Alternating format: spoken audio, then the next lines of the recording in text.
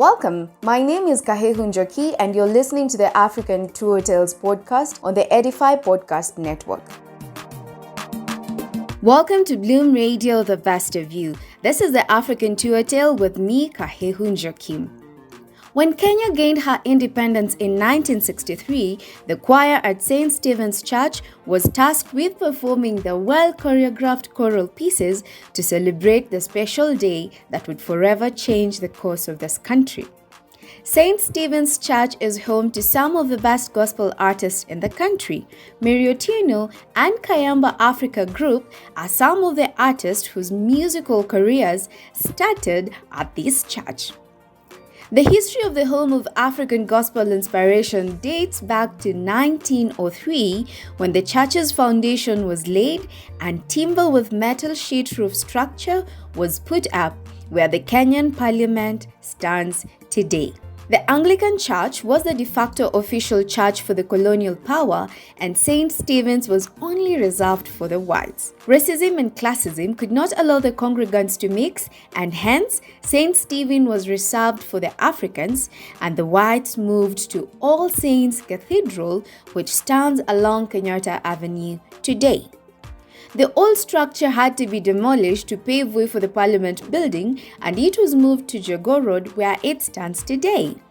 The foundation was laid in 1923 and the government financed the entire project. St. Stephen's was built in an English Gothic architectural style and had a 1,200 seating capacity, making it one of the largest churches in Africa back then.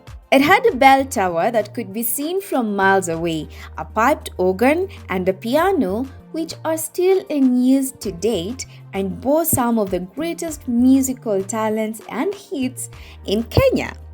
The church was attended by Africans consisting mostly of railway workers and civil servants who were considered the African elites for living in the region where the church was relocated to.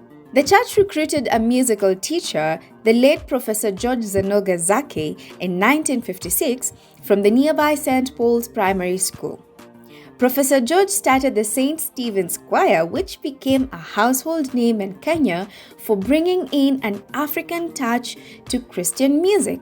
They were so good that when the founding president, Jomo Kenyatta, died, the government turned to them for funeral song ideas befitting the send-off of the late Jomo Kenyatta. The church was consecrated into a cathedral in 2002 and is still in good condition nearly a century later.